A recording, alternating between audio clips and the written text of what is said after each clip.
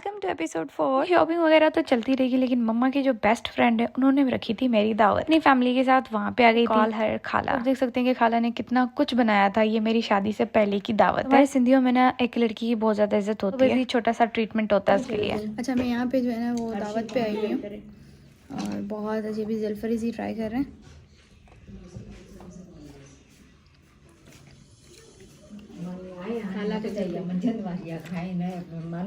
अच्छा, खाना वाना हम लोगों ने खा लिया था। खाला ने बहुत कुछ खाने में बनाया था और वो वैसे ही हर चीज बहुत टेस्टी बनाती हैं। तो भाई डिनर की दावत में थे टिक्के, वाइट कढ़ाई, जलफरेजी, नान, चपाती, रायता, सलाद, शामी कबाब। अब आप लोगों के माउथ में पानी आ रहा होगा लेकिन खैर है, चले आप भी बना लें। देखिए खाला के पास एक स्क्विशी सा लाइक एक छोटा सा फॉर्म था जो मुझे बहुत ज्यादा पसंद आ रहा था और मैं कह रही थी कि अब जो है ना मैं अपने घर जाके यानी चाइना जाके ऐसा लूंगी।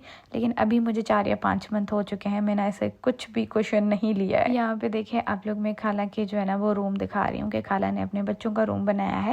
वैसे खाला का रूम बाहर है, लेकिन ये उनकी गर्ल जो है वो बेड पे सोती है। उनका जो बॉय है उनके बच्चे जो है ना वो ट्विंस हैं। उनको ट्विंस हुए थे, बेटा और बेटी। तो बेटी के लिए उन्होंने बेड रखा है और बेटी के लिए नीचे मैट्रेस। उसके बाद भी उनको एक बेटा है, साथ एडजस्ट हो जाता है। खैर ये मेरा भांजा है, यू कैन सी अर्शबाज। गोलू मोलू सा मुझे देख रहा था, ये क्या बात कर रही हैं कब से। तो माशाल्लाह वो बड़ा हो गया। मैंने इसको काफी टाइम से अब सामने से ऑफ कोर्स देखा भी नहीं है। इसको यहाँ पे कह रही थी कि मुझे ना ये बहुत ज्यादा याद आने वाला है। एक हमारी बिल्ली जो लूना है और ये अर्शबाज, मैंने कहा ये दोनों मुझे चाइना में बहुत ज्यादा याद आएंगे। और अब तो वाकई में ऐसा हो भी रहा है, मुझे याद आ रहा है। अच्छा, मैं ना इसको यहाँ पे कह रही थी ऐसा करो, तो अभी ये आप देखिएगा ये किस तरीके से करेगा। ये बहुत कॉपी करता है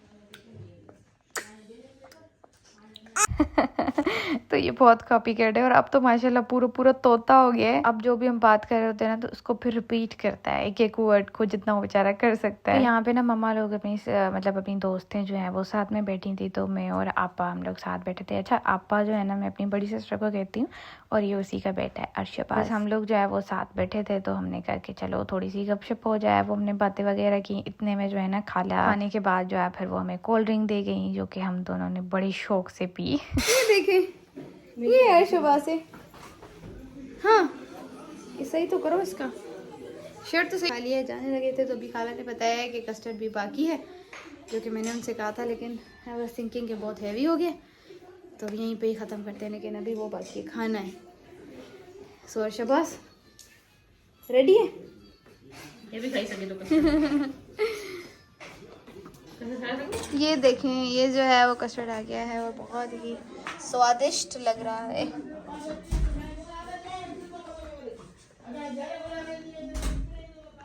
आप दोनों जो है कस्टर्ड ट्राई करेंगे कैसा बना है और खाला को बताएंगे, ठीक है?